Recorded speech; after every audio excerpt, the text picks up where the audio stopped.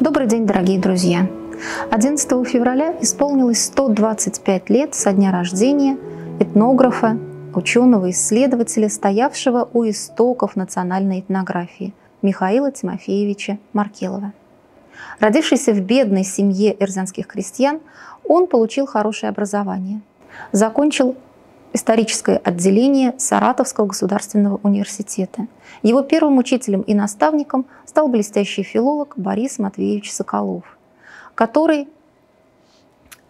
многого ожидал от своего ученика, и надежды его оправдались. Уже будучи студентом, Михаил Тимофеевич получил хорошую исследовательскую школу. Дело в том, что именно Соколов стал основоположником особого подхода к студентам. Уже студентов он привлекал к полевой практике и использовал в научных этнографических экспедициях. Таким образом, Михаил Тимофеевич рано начал свою полевую исследовательскую деятельность. И итогом его работы стала статья «Саратовская мордва», о которой высоко отзывался его учитель. Он даже подарил ему свою статью «Этнографическое изучение Саратовского края» с дарственной надписью. Исследовательскую работу Михаил Тимофеевич продолжил, уже находясь в Москве. Следом за своим учителем он уехал туда и стал сотрудником Центрального музея народоведения, директором которого был его любимый учитель. Маркелов вел активную исследовательскую и собирательскую работу.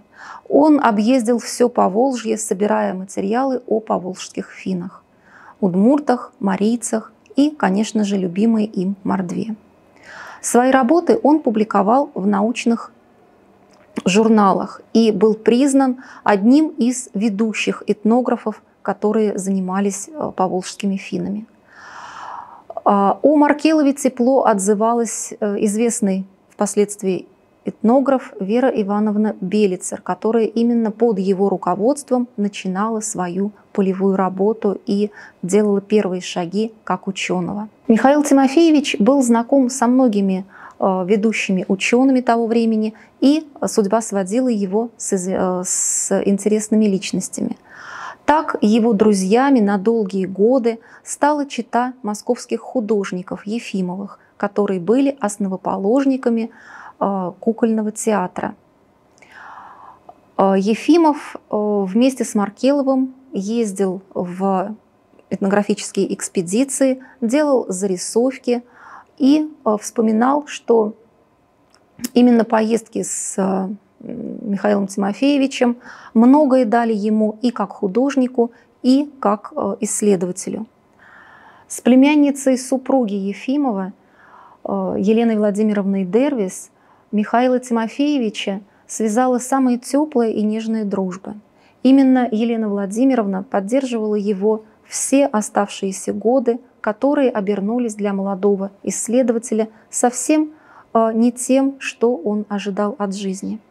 В 1931 году по ложному обвинению, по сфабрикованному делу, он был взят органами НКВД и приговорен судом к 5 годам ссылки в Томск. Но и в Томске он продолжает свою научную работу. Именно работа спасает Михаила Тимофеевича от тяжелых дум о несправедливости такой судьбы. Он пишет исследовательские работы по истории народов Сибири. Он много преподает, и именно преподавательская деятельность в Томском университете и дружба с людьми, которые оказываются близкими его по духу, спасают Михаила Тимофеевича. Он знакомится с известным томским антропологом и биологом Николаем Сергеевичем Розовым. Он работает в музее Томского университета. Он много ездит по окрестностям Томска. К нему приезжает погостить его друг Елена Владимировна, которая делает зарисовки к портрету Михаила Тимофеевича, поддерживает его в своих письмах, работает при нем секретарем, переписывает его рукописи, разбирает его архив и Оба они надеются, что вот-вот и годы ссылки наконец подойдут к концу, и Михаил Тимофеевич сможет вернуться к привычной работе. Но это оказалось не так. В январе 1938 года должен был истечь срок ссылки, но в ноябре 1937 года Михаил Тимофеевич снова был арестован и сослан в дальние лагеря так называемого Амур-Лага. Долгие десятилетия его родственники не имели никаких сведений о дальнейшей судьбе ученого. И только в конце 90-х годов выяснилось, что 9 ноября 1937 года Михаил Тимофеевич был расстрелян.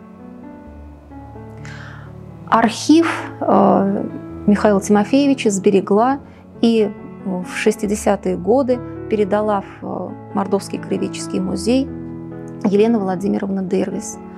Архив очень большой, насыщенный по своему объему.